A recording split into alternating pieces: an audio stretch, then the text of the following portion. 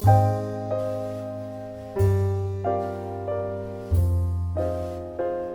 guys, RC Tutorial সকলোকে পুনৰবাৰ স্বাগতম জনাইছো। আমি ইতিমধ্যে পঢ়ি আছো উৎপাদক আৰু মৌলিক উৎপাদকৰ ওপৰত। উৎপাদক আৰু মৌলিক উৎপাদকৰ ওপৰত আমি দুটা ভিডিঅ' অলৰেডি বনাই ৰাখিছো। আপোনালোকে তলত ডেসক্ৰিপচন বক্সত গৈ দুইটা ভিডিঅ' চাই ল'ব পাৰে। আজি আমি উৎপাদক আৰু গুণিতকৰ শাৰীৰে এটা নতুন টপিক আমি আজি লৈ আহিছো আৰু টপিকটোৰ নাম হৈছে বিভাজ্যতা। অৰ্থাৎ এটা সংখ্যা বিভাজ্যতা কেনেদৰে কৰা হয় আমি সেইটো টপিকৰ ওপৰত লৈ আহিছো। ইয়াত আমি 1 পৰা 11 লৈকে সকলোকেইটা সংখ্যাৰ বিভাজ্যতা বিতৰণ কৰি পেলাই আপোনাক বুজাবলৈ চেষ্টা কৰিম। গতিকে ভিডিঅ'টো অলপ দীঘলীয়া হ'ব পাৰে, গতিকে পলম নকৰি পেলাই আহক আমি ভিডিঅ'টো সোনকালে আৰম্ভ কৰো। Here we go. গতিকে এতিয়া আমি চাম যে বিভাজ্যতা কি হয়। চাওক, বিভাজ্যতা বুলি ক'লে আমি এটাই বুজো যে যেতিয়া আমি কোনোটা সংখ্যা হৰণ কৰো তেতিয়া আমি ডাইৰেক্ট হৰণ নকৰি পেলাই সেই সংখ্যাটো আন যিকোনো সংখ্যা হৰণ যায় নে নাযায় সেই পৰীক্ষা আমি কৰিবলৈ যিহৰ সহায়ত কৰো তাকে কোৱা হয় বিভাজ্যতা। অৰ্থাৎ সৰল অৰ্থত ক'বলৈ গ'লে যে এটা সংখ্যাই আন এটা সংখ্যা হৰণ যায় নে নাযায় সেইটো পৰীক্ষা কৰিবলৈ আমি যিটো পদ্ধতি ব্যৱহাৰ কৰো তাকে কোৱা হয় বিভাজ্যতা। উদাহৰণস্বৰূপে এটা সংখ্যা ধৰো আমাৰ 12 সংখ্যাটোক 2ৰে হৰণ যায় নে নাযায় যদি আমাক প্ৰশ্ন সোধা হয় তেতিয়া আমি কি কৰো, আমি 12ক 2ৰে হৰণ কৰো আৰু উত্তৰ যিটো ওলাই আমি গম পাওঁ যে 12ক 2ৰে হৰণ যায়। কিন্তু যি পদ্ধতিৰ সহায়ত এনেদৰে কোনোবা এটা সংখ্যাক আন এটা সংখ্যাৰ হৰণ যায় নে নাযায় আমি চাব পাৰো হৰণ নকৰাকৈ, সেই পদ্ধতিবোৰকে কৰা হয় বিভাজ্যতা। গতিকে বিভাজ্যতা বুলি ক'লে এটা সংখ্যাই আন এটা সংখ্যা হৰণ যায় নে নাযায় আমি চাব পাৰো। এই ভিডিঅ'ত আমি 1 পৰা আৰম্ভ কৰি 11 লৈকে সংখ্যাৰ বিভাজ্যতা আমি পৰীক্ষা কৰিম। অৰ্থাৎ প্ৰতিটো সংখ্যাৰ কাৰণে প্ৰতিটো সংখ্যাৰ বাবে আমি প্ৰতিটো সূত্ৰ আমি চাম আৰু আমি কেনেদৰে এটা সংখ্যা বিভাজ্যতা আমি পৰীক্ষা কৰিব পাৰো সেইবোৰ আমি চাম। গতিকে আমি আৰম্ভ কৰো প্ৰথমে 1 পৰা। গতিকে আমি 1টো চাওঁ। চাওক, 1ৰ বিভাজ্যতা মই সংখ্যাকেইটা এনেদৰে লিখি যাম 1। তো 1ৰ বিভাজ্যতা আমি কি হ'ব পাৰে? চাওক, যিকোনো সংখ্যা 1ৰে হৰণ যায় অবভিয়াছলি যায়। তো যেতিয়া এটা সংখ্যা 1ৰে সব সংখ্যাকে হৰণ যায়, সকলো স্বাভাৱিক সংখ্যা 1 হৰণ যায়, গতিকে 1ৰ বিভাজ্যতা বুলি ক'বলৈ হ'লে কোনো সূত্ৰ প্ৰয়োগ কৰাৰ কোনো প্ৰয়োজন নাই। কিয়নো কাৰণ 1 সকলো সংখ্যাকে 1 যায়। উদাহৰণস্বৰূপে যিয়ে লওঁ আমি 1 লওঁ, 4 লওঁ বা যিয়ে লওক 400 লওঁ, যিমান লওঁ আমি সকলো 1 হৰণ যাবই। গতিকে 1ৰ কোনো বিভাজ্যতা সূত্ৰ নাই। 1 সকলোৰে বাবে বিভাজ্য। ক্লিয়াৰ? গুড। এতিয়া আমি চাম যে 2ৰ বিভাজ্যতা। চাওক, 2ৰ বিভাজ্যতা। 2ৰ বিভাজ্যতা কি? 2ৰ বিভাজ্যতা হৈছে যে যিবোৰ সংখ্যা এককৰ স্থানত 2, 4, 6, 8 আৰু 0 থাকিব তেনেবোৰ সংখ্যাৰ সদায় 2ৰে বিভাজ্য হ'ব। ক্লিয়াৰ? অৰ্থাৎ সৰল অৰ্থত যদি ক'বলৈ যাওঁ তেতিয়াহ'লে প্ৰত্যেকটো যুগ্ম সংখ্যাই 2ৰ দ্বাৰা বিভাজ্য হয়। ক্লিয়াৰ? গুড। গতিকে 2ৰ বিভাজ্য চাবলৈ গ'লে আমি চাব লাগে যে একক স্থানত আমাৰ এইকেইটা সংখ্যা আছে নে নাই। যেতিয়া এইকেইটা সংখ্যা একক স্থানত থাকিব তেতিয়া সেই সংখ্যাটো 2ৰে বিভাজ্য হ'ব। অন্যথা যদি এইকেইটা সংখ্যা নাথাকে তেতিয়াহ'লে একক স্থানত তেতিয়াহ'লে সেই সংখ্যাটো 2ৰে বিভাজ্য নহয়। গতিকে 2ৰে হৰণ যায় নে নাযায় চাবলৈ হ'লে 2ৰ বিভাজ্যতা সূত্ৰটো হ'ল যে একক স্থানত এইকেইটা সংখ্যা থাকিব লাগিব। ঠিক আছে? এতিয়া আমি চাম 3ৰ বিভাজ্যতা। গতিকে 3ৰ বিভাজ্যতা কি হয় আমি চাম। 3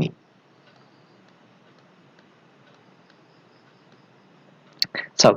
3ৰ বিভাজ্যতা বুলি ক'লে আমি এটাই বুজো যে যে তিনি বিভাজ্যতা সূত্ৰটো হৈছে যে এটা এটা সংখ্যাত আটাইকেইটা অংকৰ যোগফলটো যদি 3ৰে বিভাজ্য হয় তেতিয়াহ'লে সংখ্যাটো 3ৰে বিভাজ্য হয় মই আকৌ ৰিপিট কৰিছো আপোনালোকে লিখি যাব নোট কপি যে 3 বিভাজ্য সূত্ৰটো হৈছে যে যেতিয়া এটা সংখ্যাৰ আটাইকেইটা অংকৰ যোগফলটো যদি 3ৰে বিভাজ্য হয় তেতিয়া সেই সংখ্যাটো 3ৰে বিভাজ্য হয় উদাহৰণস্বৰূপে এটা সংখ্যা চাওঁ ধৰি লওক 21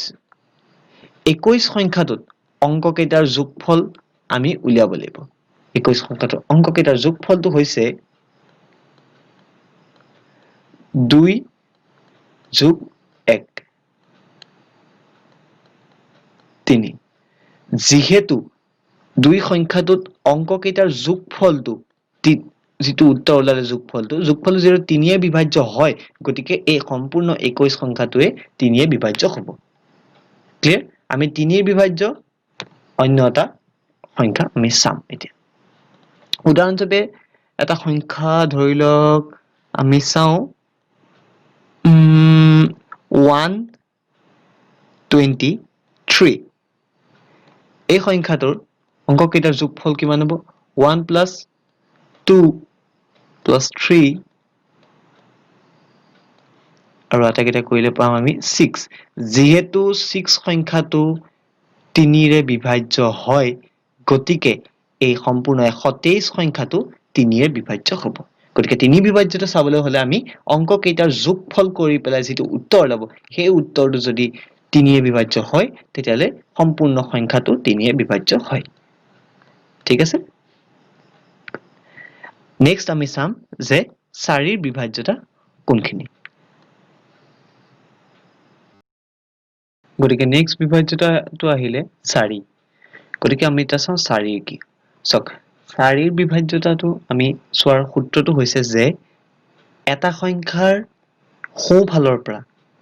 দুটা সংখ্যাৰ অৰ্থাৎ একক আৰু দশকৰ স্থানৰ সংখ্যা দুটাত অৰ্থাৎ সোঁফালৰ পৰা ক্ৰমে দুটা সংখ্যা আমি চাব লাগিব আৰু সেই সংখ্যা দুটা যদি 4ৰে বিভাজ্য হয় তেনেহলে সংখ্যা এটা গোটেই সংখ্যাটো 4ৰে বিভাজ্য হয় উদাহৰণস্বৰূপে এটা ডাঙৰ সংখ্যা চাওঁ উদাহৰণস্বৰূপে আমি চাওঁ এটা ডাঙৰ সংখ্যা 1024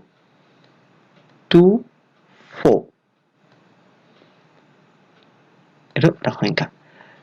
য'ত আমি 4 বিভাজ্যতা চাবলৈ গ'লে মই পুনৰ কৈছো যে চাব লাগিব আমি যে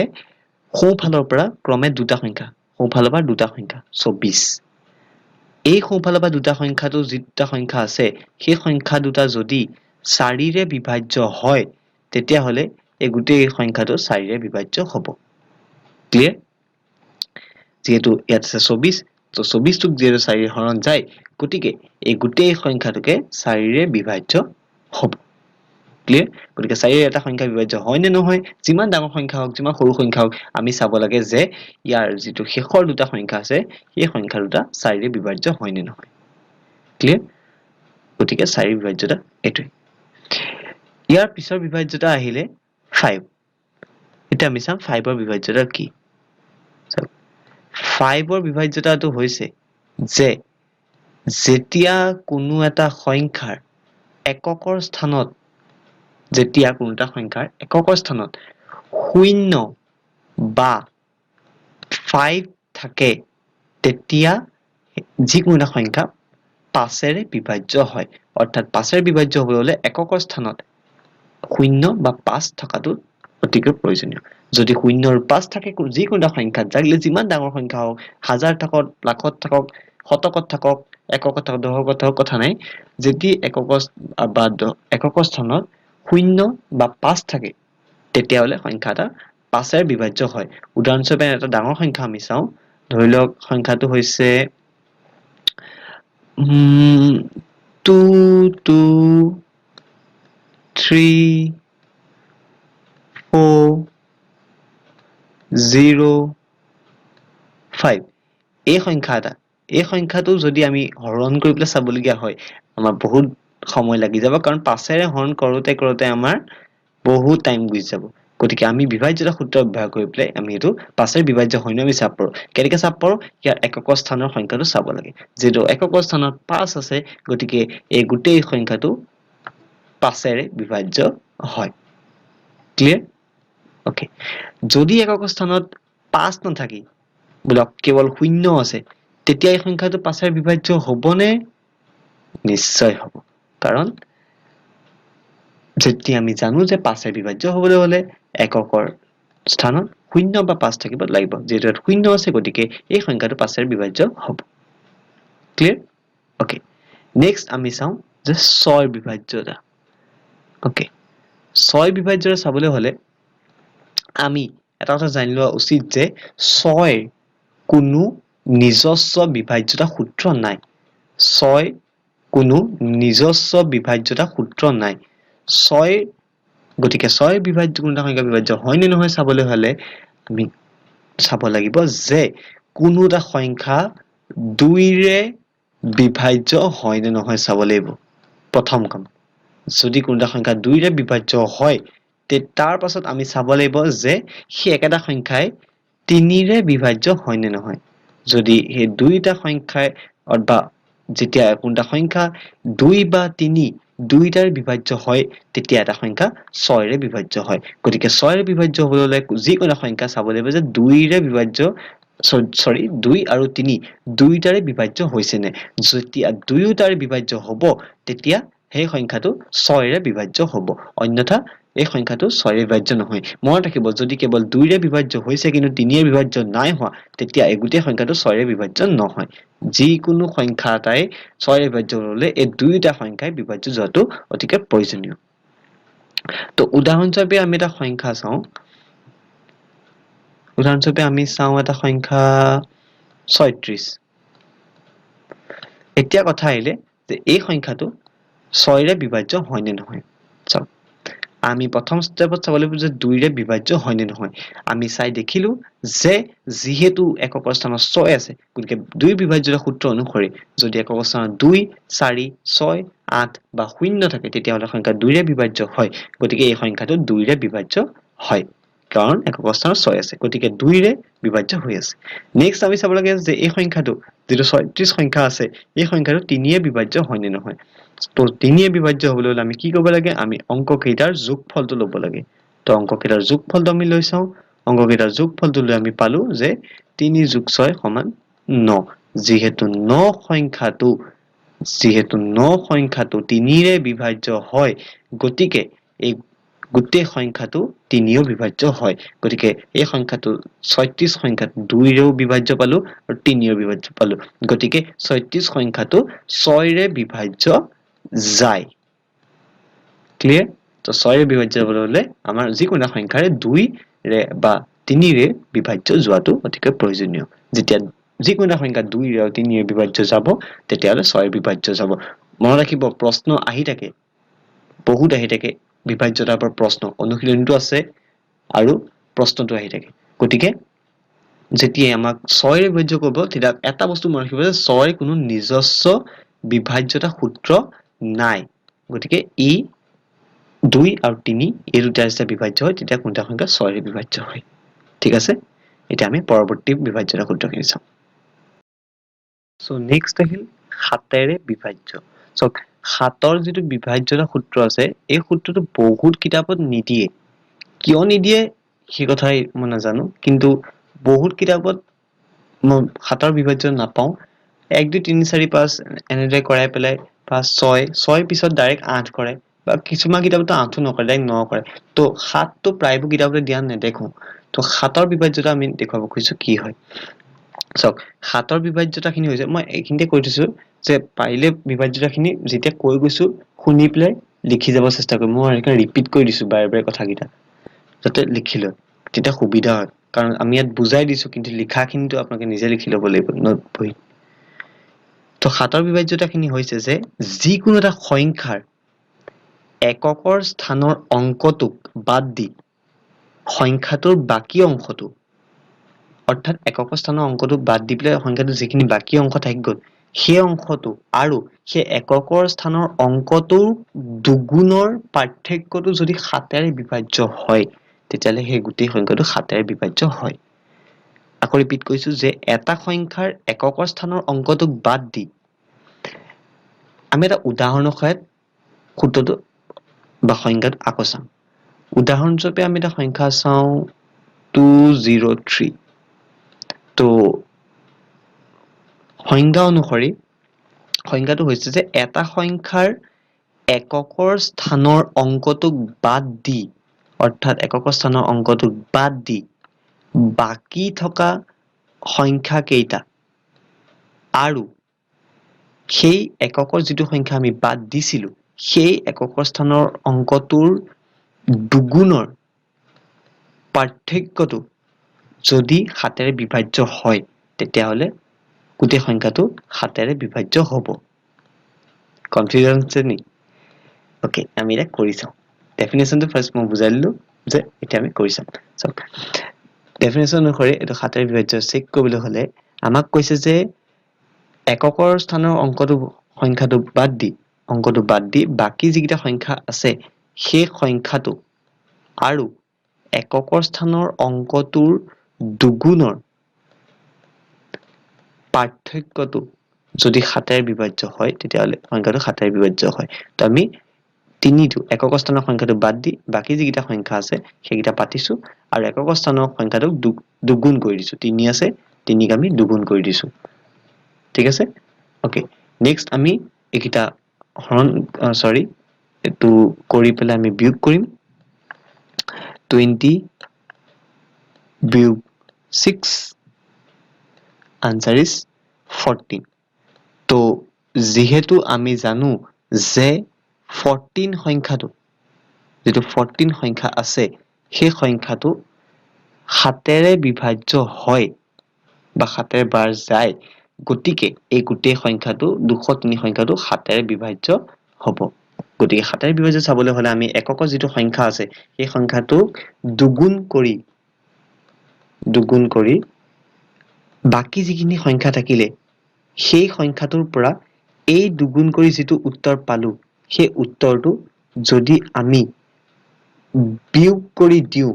তেতিয়া যিটো উত্তৰ পাম সেই উত্তৰটো যদি 7ৰে বিভাজ্য হয় তেতিয়াহ'লে এই গোটেই সংখ্যাটো 7ৰে বিভাজ্য হ'ব ক্লিয়াৰ 7ৰ বিভাজ্যতা বহুত কিতাপত পোৱা নাযায় গতিকে আশা কৰো আপোনালোকে বুজি পালে 7ৰ বিভাজ্যতা তো নেক্সট আহিলে বিভাজ্যতা 8ৰ এতিয়া আমি 8ৰ বিভাজ্যতা কি সক এটা কথা ক্লিয়াৰ কৰিছো যে 8ৰ বিভাজ্যতাটো আৰু 9টো 4 আৰু ক্ৰমে 4 আৰু 3ৰ দৰে প্ৰায় একেই গতিকে 8ৰ বিভাজ্যতা 4ৰ দৰে প্ৰায় একেই কেৱল পাৰ্থক্য এটাই যে 4ৰ ক্ষেত্ৰত আমি কৈছিলো যে যিকোনো এটা সংখ্যাৰ সোঁফালৰ পৰা দুটা সংখ্যা আমি চাব লাগে অৰ্থাৎ একক আৰু দশকৰ স্থানৰ অংকটো চাই পেলাই যদি সেই সংখ্যাটো 4ৰে বিভাজ্য হৈছিল তেতিয়াহ'লে গোটেই অংকটো 4ৰে বিভাজ্য হৈছিল 8ৰ ক্ষেত্ৰত পাৰ্থক্য এটাই যে সেই যি গোটেই সংখ্যাটো আছে সেই সংখ্যাটো যদি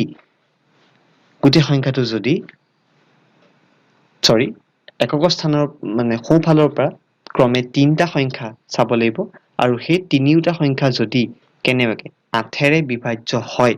তেতিয়াহ'লে সেই গোটেই সংখ্যাটো 8ৰে বিভাজ্য হ'ব ক্লিয়াৰ ঠিক আছে এতিয়া আমি এটা উদাহৰণৰ সহায়ত উত্তৰটো চাম ঠিক আছে ওকে ফাইন তো উদাহৰণস্বৰূপে আমি চাম যে এটা সংখ্যা ধৰি লওক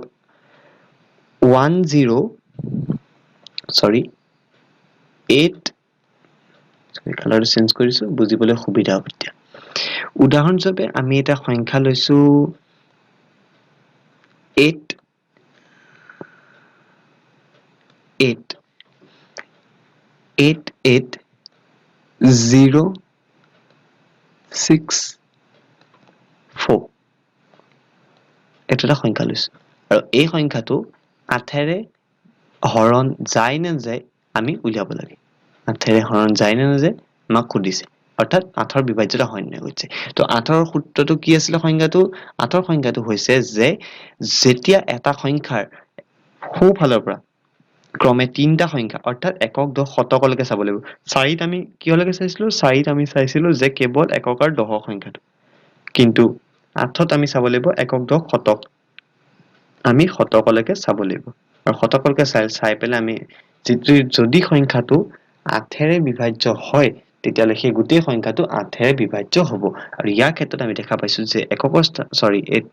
একক দশক শতক তিনিটা মিলি পেলাই সংখ্যাটো হৈছে 064 অৰ্থাৎ 64 যেহেতু এই 64 সংখ্যাটো 8ৰে বিভাজ্য হয় গতিকে এই যি সংখ্যা আছে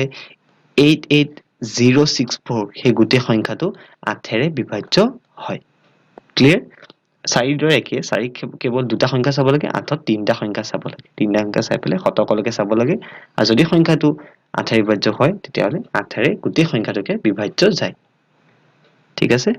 ওকে এতিয়া আমি চাম 9ৰ বিভাজ্যতা তো 9ৰ বিভাজ্যতা কি যিদৰে 8ৰ বিভাজ্যতা 4ৰ সৈতে প্ৰায় একেই আছিলে একেদৰে 9ৰ বিভাজ্যতাও